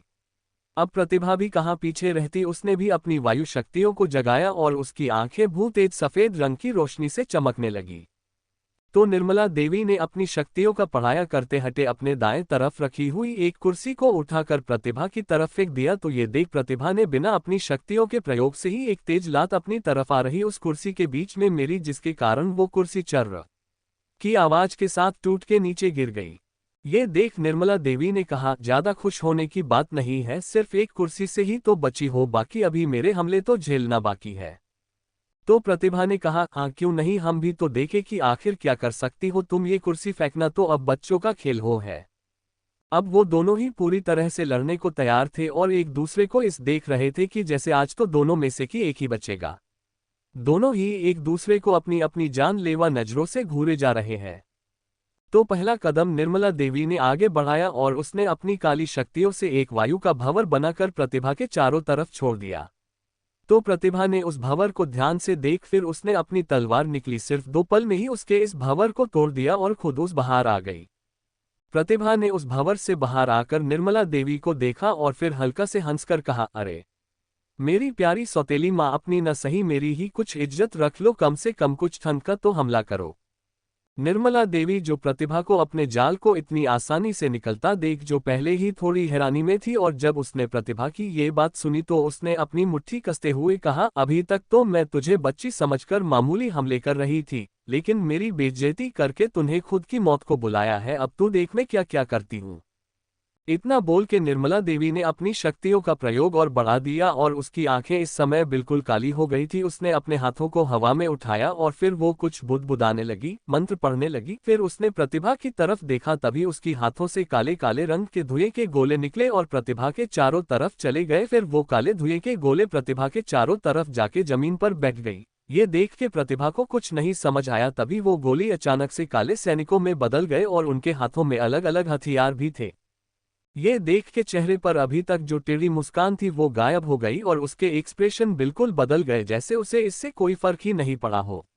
अब उस देखकर कोई भी नहीं समझ सकता था कि आखिर वो सोच क्या रही है। तभी उनमें से एक काले सैनिकों ने प्रतिभा के पीछे से हमला किया, तो प्रतिभा ने भी उसी फुर्ती से अपनी जगह से बैक फ्लिप मारी और हवा में कूद गई। और फिर जिस काले सैनिक ने उस पर हमला किया था उसके पीछे आकर अपनी तलवार उसके पीठ में उतार दी और फिर वापस खींच ली, जिससे वो सैनिक वही के वही नीचे जमीन पर गिरा और वापस से काला धुआं बनकर उड़ गया। ये देखकर निर्मला देवी ने बाकी के सैनिकों को उस पर हमला करने के लिए कहा, तो बाकी सब ने मिलकर प्रतिभा को घेर लिया और उस पर हमला करने को बढ़े। तो प्रतिभा ने अपनी दूसरी तलवार भी निकल ली, फिर अपनी दोनों हाथों में अपनी दोनों तलवार को पकड़ के हवा में सिर्फ घुमाया ही था कि उसकी चमक से ही निर्मला देवी की आंखें एक पल को बंद हो गई। प्रतिभा की उन तलवारों को देख के निर्मला देवी ने सोच, ये तलवारें इतनी शक्तिशाली क्यों लग रही है, आखिर ऐसा क्या खास है इनमें जो सिर्फ इन तलवारों के बाहर आते ही इसकी ऊर्जा चारों तरफ फैल गई। ऐसी शक्तिशाली तलवारें तो मेरे पास होनी चाहिए। ये इस लड़की के पास कहाँ से आए, लेकिन कोई बात नहीं, इसको मारने के बाद ये मेरी ही होंगी। अरे अरे, open mouth face running dash. अब निर्मला देवी को कोई बताओ कि दिन में खुली आंखों से सपने देखा अच्छी बात नहीं होती, जो ये प्रतिभा को मारकर उसकी तलवारें लेने का सपना देख रही है। लेकिन हम कर भी क्या ही सकते हैं, वो कहते हैं न कि जब इंसान का बुरा वक्त आता है तो वो पगला जाता है। भी ऐसा ही कुछ हाल इस समय निर्मला देवी का है। अब प्रतिभा ने सिर्फ अपनी तलवारों से बिना अपनी शक्तियों का प्रयोग किए उन सभी सैनिकों को एक एक करके हरा दिया और वो सभी जैसे जैसे मरते गए वैसे वैसे ही वो धुआं बनकर उड़ते गए।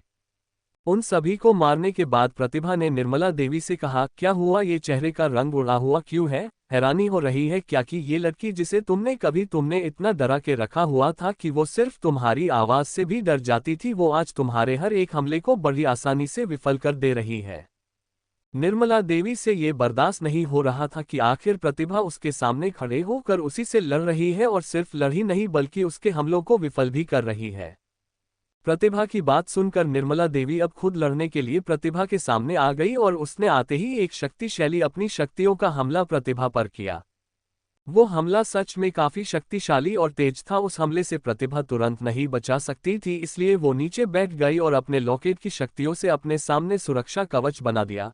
लेकिन सच में वो हमला बहुत शक्तिशाली था, जिसे कारण प्रतिभा का सुरक्षा कवच भी उसे झेल न सका और टूट गया, और वो प्रतिभा को जाके लगा भले ही सुरक्षा कवच टूट गया था, पर उसने उस हमले की ताकत आधी कर दी थी, इसलिए प्रतिभा पर उसका ज्यादा असर तो नहीं हुआ, पर वो हमला उसके उल्टे हाथ के कंधे पर लगा था, जिसके कारण उसका बायां कंधे पर चोट लग गई। प्रतिभा को चोट लगता देख निर्मला देवी ने जोर से हंसते हुए कहा, बहुत जवान चला रही थी न, अब देख कौन जमीन पर पड़ा हुआ है और तू मुझे हराएगी। तो प्रतिभा ने खड़े होकर अपने बाएं कंधे को हल्का सा झटक के निर्मला देवी की तरफ देखते हुए, वैसे हमला बुरा नहीं था पर मैं जरूर बुरी हूं।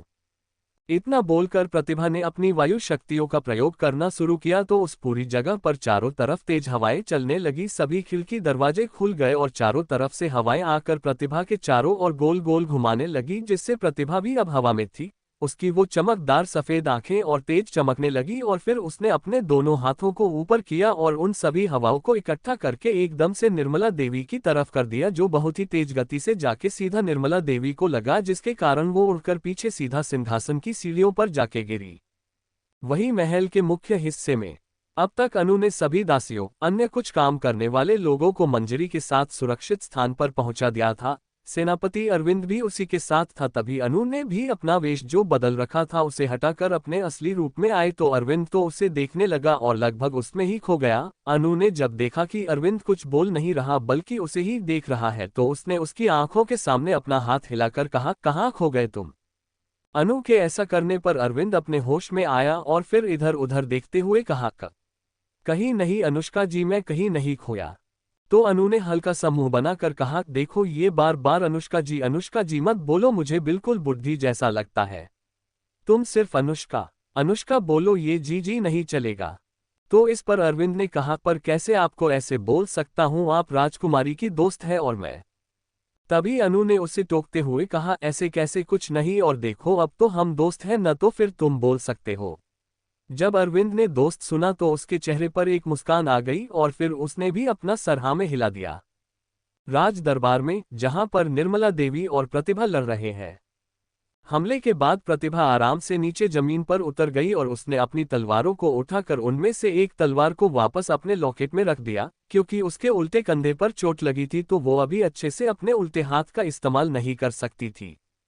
निर्मला देवी को भी अब चोट लग गई थी, उसके सर से हल्का हल्का खून निकलने लगा था, लेकिन फिर भी निर्मला देवी खड़े होकर प्रतिभा की तरफ देखकर अपने गुस्से से लाल चेहरे के साथ चिल्लाते हुए कहा, बस अब बहुत हुआ ये सब, अब तुझे दिखती हूं मैं अपनी असली शक्तियां। इतना बोलकर उसने अपनी शक्तियों को बुलाना शुरू किया, जिससे उस पूरी जगह पर काला काला अंधेरा होने लगा और सभी खिड़की दरवाजे हिलने लगे। खिड़कियां तो टूट तक गई। अब निर्मला देवी के चारों ओर उसकी वो काली शक्तियां घूम रही थी। ये हमला कुछ प्रतिभा के जैसा ही था, तो प्रतिभा ने अपने लॉकेट यानी सिम्बा से पूछा, सिम्बा ये क्या है? तो उसने कहा, मालकिन ये हमला काफी घातक है, इसमें निर्मला देवी आपके पिता यानी महाराज वीर प्रताप सिंह की वायु शक्तियों का प्रयोग तो कर ही रही है, लेकिन साथ ही वो उनकी शक्तियों में अपनी काली शक्तियां को मिला रही है, जिसके कारण अब ये और भी खतरनाक है। आपको इस हमले से बचना होगा मालकिन, किसी भी तरह। तो प्रतिभा यही सोच रही थी कि कैसे उसके हमले से बचे, तभी निर्मला देवी ने वो प्रतिभा पर वो हमला कर दिया, जिस पर सिम्बा बहुत तेज चिल्लाया, मालकिन। वहां एक बहुत तेज आवाज के साथ धमाका हुआ, जिससे राज दरबार के आगे का हिस्सा जहां पर दरवाजा था वो पूरी दीवार तबाह हो गई थी। उस हमले की आवाज पूरे महल में गूंज गई। इस समय वहां पर सिर्फ और सिर्फ काला धुआं था, जिसके कारण कुछ भी साफ दिखाई नहीं दे रहा था। उस धमाके की आवाज सुनकर महल के सभी सैनिक जो निर्मला देवी के थे चौकन्ने हो गए। वही अनु को एक अजीब सी फीलिंग आने लगी। उस तुरंत प्रतिभा की चिंता होने लगी। उसने अरविंद से कहा, हम जल्दी से प्रतिभा के पास जन होगा, मुझे कुछ सही नहीं लग रहा। तभी वहां पर राज भी आया। उसने भी हल्का परेशान होते हुए पूछा, क्या ये धमाका प्रतिभा और निर्मला देवी के बीच के युद्ध के कारण हुआ है? तो अनु ने कहा, पता नहीं भाई, पर हो सकता है, लेकिन मुझे कुछ ठीक नहीं लग रहा, हमें जाकर देखना होगा। तो इस पर राज भी तैयार हो गया। वो लोग जल्दी से राज दरबार की ओर गए।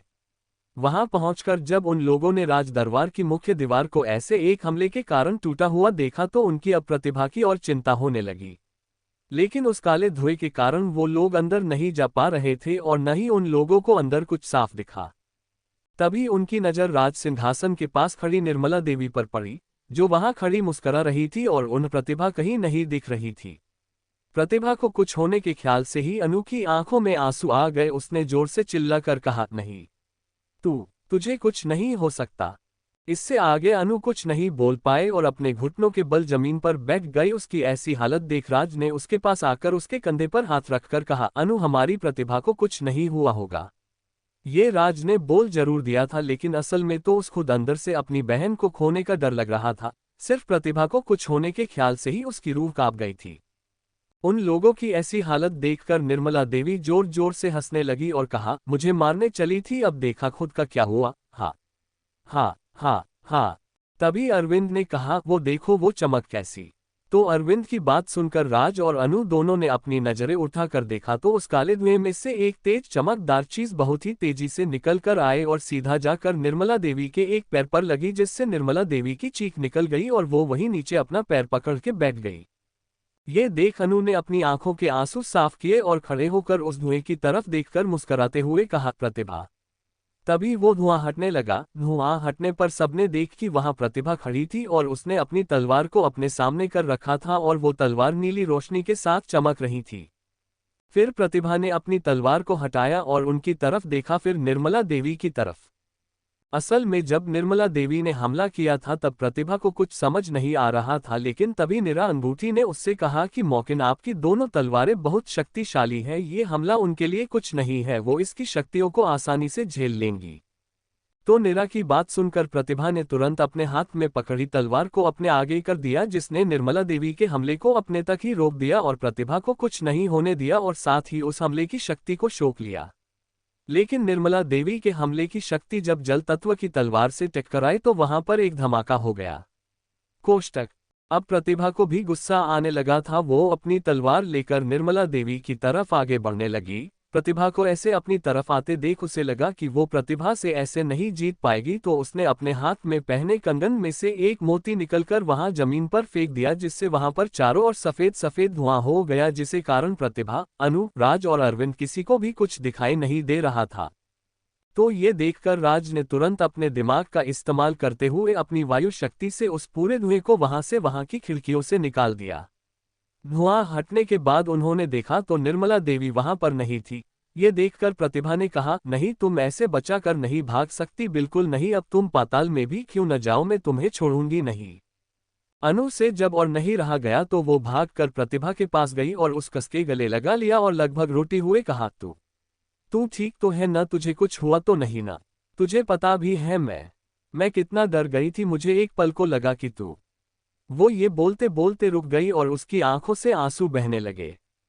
अनु की हालत को समझकर प्रतिभा ने पहले अपनी तलवार को गायब कर अपने लॉकेट में रख, फिर एक गहरी सांस लेकर खुद को शांत करके अनु को गले लगा के उसके बालों को सहलाकर शांत कराते हुए शांत आवाज में कहा, अनु ऐसे नहीं रोते, मैं ठीक हूं, देख मुझे कुछ नहीं हुआ।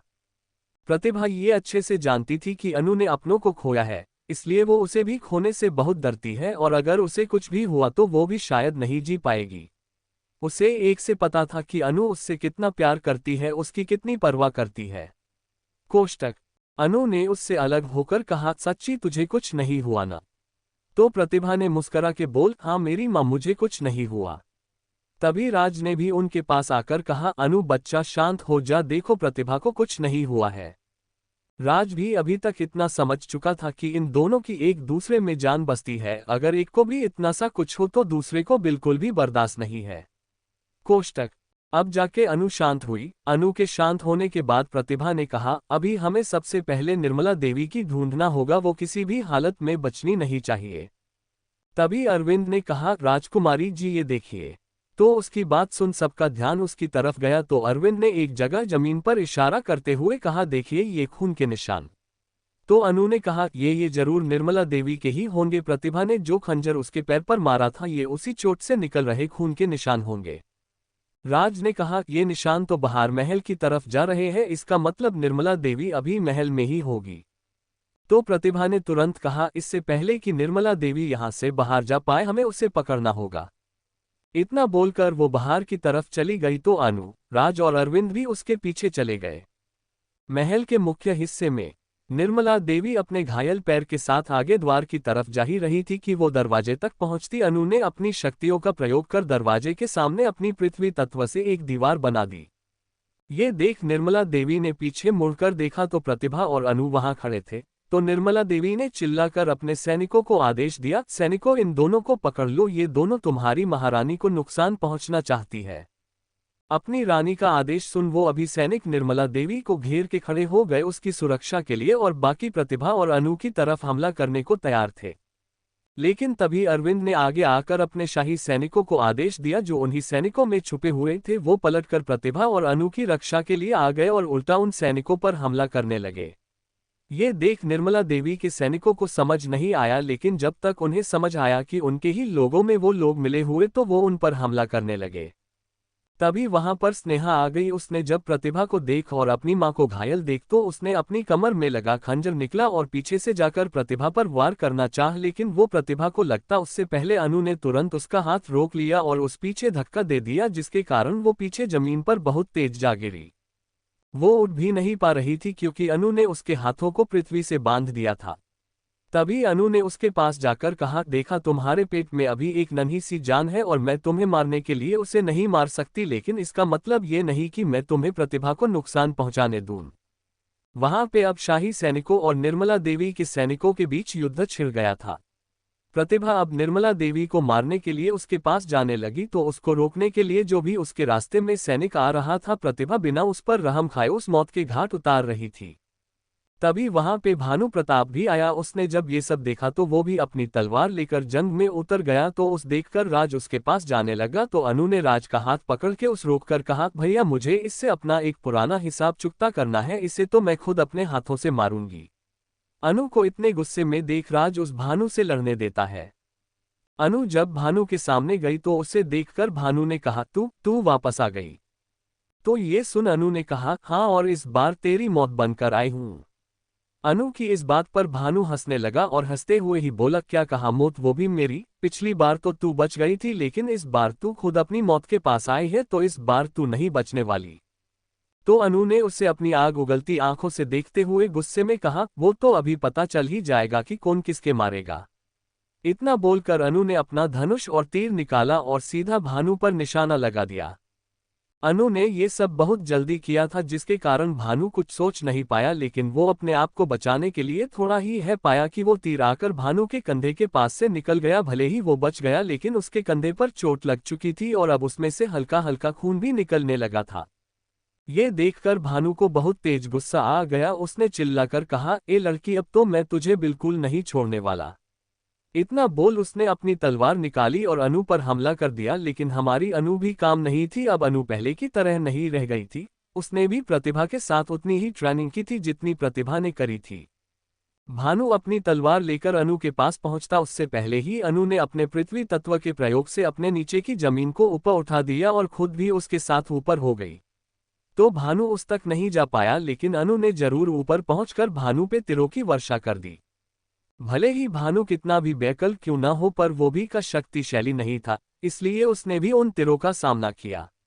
लेकिन अब तक भानु के कपड़े जगह जगह से फट चुके थे तीरों के लाने के कारण, और साथ ही उन जगहों पर चोट लाने के कारण खून भी निकलने लगा था, पर अभी तक उसकी बहुत गहरी चोट नहीं लगी थी। भानु की हालत देख अनु नीचे आए और उसका मजाक उड़ाते हुए बोली, अरे ये क्या हालत हो गई तुम्हारी, जरा देखा खुद को, और तुम्हारी ये हालत करीबी तो किसने, एक लड़की ने, पर तुम्हारे लिए तो लड़कियां सिर्फ एक खिलौना होती है जिसके साथ जब चाहा तब खेला और जब चाहा फेंक दिया, और देखो आज तुम उसी लड़की का कुछ नहीं कर पा रहे हो, लेकिन वो तुम्हारा जरूर बहुत कुछ कर सकती है। इतना बोलकर अनु ने अपनी शक्तियों को अपनी मुट्ठी में भी कर भानु को एक जोरदार मुक्का मारा। वो मुक्का बहुत ही शक्तिशाली था, जिससे कारण भानु सीधा महू के बल जमीन पर जा गिरा और उसके महू से खून भी निकालने लगा था। तभी भानु ने भी फिर उठकर अनु पर हमला किया तो अनु ने उसका हाथ ही पकड़ लिया और एक झटके से मोड़ दिया, जिससे भानु की चीख निकल पड़ी। भानु की चीख सुनकर उसके सैनिकों का ध्यान उस पर गया जो शाही सैनिकों से लड़ रहे थे। वो तुरंत उस बचाने के लिए आगे बढ़ तो अरविंद अपनी चमकती ही तलवार लेकर उनके सामने खड़ा हो गया, जैसे बोल रहा हो, अगर एक कदम भी आगे बढ़े तो फिर तुम्हारी गर्दन और मेरी तलवार होगी। अरविंद को देख वो लोग पीछे हटने लगे, क्योंकि उन्हें ये एक से पता था कि शाही सैनिकों का सेनापति युद्ध के समय एकदम निर्दयी बन जाता है और फिर भी खून ही बहता है, इसलिए उनमें से किसी ने आगे आने की हिम्मत नहीं की। वही अनु और भानु की लड़ाई ही रही थी। अभी अनु अपने हथियार और शक्ति खुशी का भी इस्तेमाल नहीं कर रही थी, सिर्फ भानु को अपने हाथों से ही में रही थी। वो अपने अंदर के गुस्से को भानु पर निकल रही थी। लड़ते लड़ते अनु ने लगभग भानु का हाथ ही तोड़ दिया। जब भानु को लगा कि वो अनु से नहीं जीत पाएगा तो उसने अपनी बची हुई शक्ति का प्रयोग कर अनु को धक्का दिया और वहां से भागने लगा। तो अनु ने तुरंत खुद को संभाला और फिर खड़े होकर जब उसने भानु को ऐसे भागते देखा तो उसने अपना धनुष फिर से निकाला और भानु पर निशाना साधकर तीर को चला दिया। वो तीर हवा को चिरते हुए सीधा जाकर भानु की पीठ में घुस के उसके सीने के आर पार हो गया। भानु अपने दर्द में चिल्ला भी नहीं पाया और वही के वही पेट के बल जमीन पर गिर गया और उसकी वही मौत हो गई। भानु के मरने के बाद अनु ने अपनी आंखें बंद कर और एक लंबी सांस ली। आज आखिरकार उसने अपना बदला ले लिए था जो वो कब से करना चाहती थी। अनु ने अपने गुस्से को शांत किया और फिर पलट कर देखा तो कई सैनिकों ने प्रतिभा को घेर रखा था और उसे निर्मला देवी तक जाने से रोक रहे थे। ये देखकर अनु ने अपने तीर निकले और एक ही बार में उन पर निशाना लगाकर उनमें से आधों को मार दिया। ये देख प्रतिभा ने भी अपनी गति बढ़ाई और बाकी बच्चों को अपनी तलवारों से मौत की नींद में सुला दिया था। फिर वो निर्मला देवी की तरफ जाने लगी तो निर्मला देवी ने कहा, तुम मुझे मारना चाहती हो न, पर उससे पहले इससे तो बचकर दिखाओ। उसने इतना बोला था ही कि वहां पर एक बहुत तेज और खुनकार आवाज आई, जिसे सुनकर वहां के सैनिकों के तो रोंगटे खड़े हो गए। सबने देखा तो महल के नीचे से ये आवाज आ रही थी। तभी निर्मला देवी ने एक अलग सी आवाज निकली, जिससे वो खूंखार जानवर जमीन को फाड़ते वहां पर आ गया। उसे देखकर तो सैनिक क्या शाही सैनिक भी पीछे हट गए। असल में जब सब लड़ने में लगे थे और प्रतिभा को सैनिकों ने घेर रखा था, तब निर्मला देवी ने इस सोते हुए जानवर को अपनी शक्तियों से जगा दिया और यहां आकर सबको खत्म करने को कहा। सबको यूं डरता देख उस जानवर के पीछे खड़ी निर्मला देवी ने हंसते हुए कहा, मैंने सोचा कि अगर कभी कोई मुसीबत या किसी ने महल में घुसकर हमला किया तब मैं इसका इस्तेमाल करूंगी, और देखो मुझे इसकी जरूरत भी पड़ गई। वो तो अच्छा हुआ कि मैं इसे महल के नीचे वाले तहखाने में छुपा कर रखा हुआ था। अब अगर हिम्मत है तो पहले इससे लड़कर दिखाओ। तो वो बड़ा सा खूंखार जानवर जोर से चिल्लाया, जिसकी आवाज सुनकर ही सब पीछे डरकर हट गए, सिवाय प्रतिभा के जो उसके सामने ही खड़ी थी। वो जानवर लगभग एक हाथी के बराबर गोरिल्ला की तरह दिखने वाला काले रंग का जानवर था, जिसके नुकीले बढ़े बढ़े दांत और नाखून ही किसी को भी डराने के लिए काफी थे। निर्मला देवी के इशारे पर उस जानवर ने प्रतिभा पर हमला करने के लिए अपना हाथ बढ़ाया तो प्रतिभा तुरंत अपनी जगह से हट गई और अपनी वायु शक्ति से एक बड़ा सफेद रंग का गोल बनाया और उसकी तरफ फेंक दिया, और वो जाकर सीधा उस जानवर को लगा भी, लेकिन उससे कुछ नहीं हुआ, उल्टा वो और गुस्से में आ गया। ये देख प्रतिभा को समझ नहीं आया कि इसे कैसे हराए। उसने सिम्बा और नीरा अंगूठी से पूछा तो सिम्बा ने कहा, मालकिन मुझे इसके बारे में नहीं पता है। तो फिर नीरा ने बताया, मालकिन जहां तक मुझे पता है कि इस तरह के जानवरों की ये कमजोरी होती है कि ये अपने पीछे सही से नहीं देख पाते हैं। तो प्रतिभा ने कहा, लेकिन इसे मारा कैसे जा सकता है? जिस पर नीरा ने कहा, मालकिन आपको इस जानवर के शरीर का एक ऐसा हिस्सा देखना होगा जो बाकियों से अलग होगा और उसमें एक छोटा सा छिद्र की तरह होगा। वो हिस्सा इनके शरीर का सबसे कमजोर हिस्सा होता है, अगर उस पर वार किया जाए तो इन्हें मारा जा सकता है। ये सुनकर प्रतिभा ने कहा, ठीक है, तो फिर मुझे पहले इसके शरीर का वो हिस्सा ढूंढना होगा। ये बोलकर प्रतिभा ने अपनी प्रकृति की शक्ति का प्रयोग किया और उस जानवर के शरीर को एक से देखने लगी। तभी सिम्बा ने कहा, मालकिन वो देखिए निर्मला देवी कहाँ जा रही है, वो यहाँ से बचकर निकलना चाहती है। तो प्रतिभा ने भी उधर देखा तो निर्मला देवी उस जानवर की आड़ में खुद बचकर महल के निकल रही थी। लेकिन प्रतिभा अभी उसे रोके कैसे, क्योंकि ये जानवर किसी को आगे जाने ही नहीं दे रहा और वो उसे मारे बिना आगे जा नहीं सकती। तभी वहां पर राज आया और उसने कहा, प्रतिभा तुम निर्मला देवी की पीछे जाओ और जहां तक बात रही इस जानवर की तो इससे हम निपट लेंगे। तो प्रतिभा ने कहा, भैया आप इसे संभाल लोगे ना। ये सुन राज ने कहा, तुम्हें का अपने भाई की काबिलियत पर शक है। तो प्रतिभा बोली, नहीं नहीं भाई ऐसा नहीं है, मैं बस ये बोल रही हूँ कि एक गहरी सांस लेकर, अच्छा ठीक है आप संभालो से, लेकिन किसी को भी चोट न पहुंचे और आप अपना भी ध्यान रखें। और हाँ सबसे जरूरी बात, ये जानवर अपने पीछे सही से नहीं देख सकता, साथ ही अगर इसे मारना है तो इसे सर के ऊपर आपको वो हल्के नीले रंग का हिस्सा दिख रहा होगा, उस पर एक छिद्र है, आपको उसी पर वार करना होगा क्योंकि वो इसे शरीर का सबसे छोटा हिस्सा है।